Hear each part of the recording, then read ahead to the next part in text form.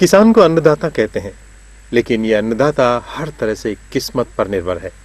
बीज बोने से लेकर खेतों में उगने और 4 महीने की कड़ी मेहनत के बाद अगर सब कुछ ठीक रहा तो कटाई कर फसल निकाल ली तो खुशियां, नहीं तो राम ही रूठ जाता है इनका। क्योंकि उधार लेकर बैंकों से केसीसी उठाकर ये जुए की तरह खेतों में अपनी किस्मत आजमाता है।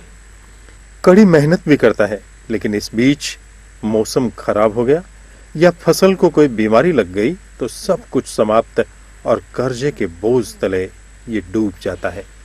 इस दौरान राज भी उससे रूठा हुआ रहता है।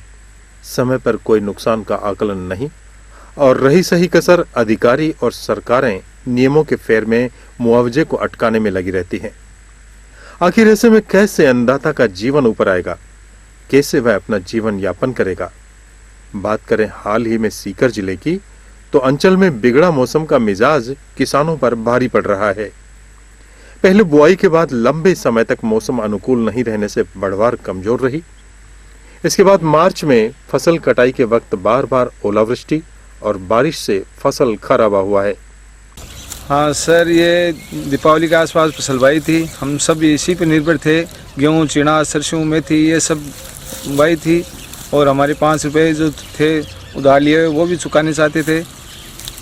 कृपया करके हमको भगवान भी साथ नहीं दे रहा है, राज भी साथ नहीं दे रहा है, तो हमारा कोई बिल भी माफ़ नहीं हो रहा है। शहर की खेती कर रहे हैं। कौन कौन से फसलें खराब हो गई आपकी? गेहूँ, चना, मेथी सभी खराब हो गई है, पानी के अंदर डूब गई है। क्या नाम है आपका?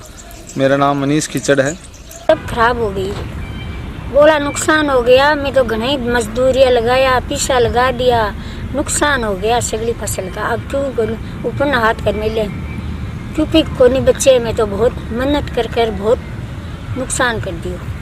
अब क्या करम बताओ थे भाई, मान तो कोई मदद करो तो थारी मर्जी। बरसात आने के बाद तालाब भर गया, जो माँ काटेड़ी मजदूरी लागेड़ी यहीं गई। कौन कौन सी फसलें वो मिलती? बामेली, जो बामेलिया, गेहूँ बामेलिया, गेहूँ की सातरी पानी में तीर गई, सातरी अट्टा पानी इतनी बिरका पड़ी। अब क्यों को नहीं मार 30 और 31 मार्च को ओलावृष्टि और बारिश से 70,000 हेक्टेयर से ज्यादा फसल खराबा माना जा रहा है। किसानों के अनुसार सबसे ज्यादा खराबा गेहूं, जौ, चना और मेथी में हुआ। बारिश व ओलावृष्टि से गेहूं और जौ की फसलों के दाने झड़ गए। भीगने से दाना और चारा दोनों की गुणवत्ता खराब हो गई।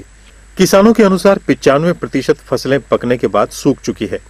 ऐसी स्थिति में ओलावृष्टि होने से गेहूं, जौ की 60 से 70% बालियां झड़ गई।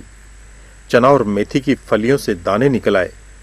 ओलावृष्टि प्रभावित फसलों में फसल कटाई के समय शेष 30% दाने झड़ गए। भीगी हुई फसल के दाने अंकुरण अवस्था में आ गए हैं। अंकुरित दाने सुखाने के बाद फिर से सिकुड़ने लगते हैं। दाने की पौष्टिकता कम हो जाती है। सीकर शहर के आसपास के किसान भी ओलावृष्टि के कारण हुए खराबे से परेशान हैं। किसान जानकी, प्रेम और मनीष खीचड़ ने बताया कि पूरा परिवार खेती और किसानी पर ही निर्भर है। पहले उधार लेकर बिजाई की और अब मजदूर लगाकर कटाई कर रहे हैं, जिसमें बारिश और ओले गिरने से 70% से ज्यादा का खराबा हो गया है। ऐसे में इस बार भगवान ने साथ नहीं दिया और भारी नुकसान हुआ है। किसानों ने सरकार से मांग की है कि जल्द से जल्द खेतों में नुकसान का आकलन कर सरकार को मुआवजा देना चाहिए। हमारी ये मेथी की भी खराब हो गई, ये गेहूँ भी खराब हो गए, ये चने हैं ये भी खराब हो गए। इनके सभी को है जो मिट्टी में रुला दिया। ये फसल है जो सगली नष्ट हो गई। हमें इसका मुआवजा मिलना चाहिए।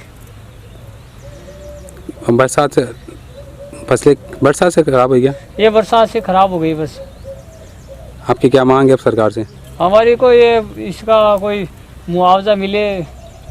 जब हमारे कोई काश्तकारी के अंदर बहुत घाटा लग गया, इसलिए ये कि कितने का नुकसान हो गया? ये हमारा 70% नुकसान हो गया।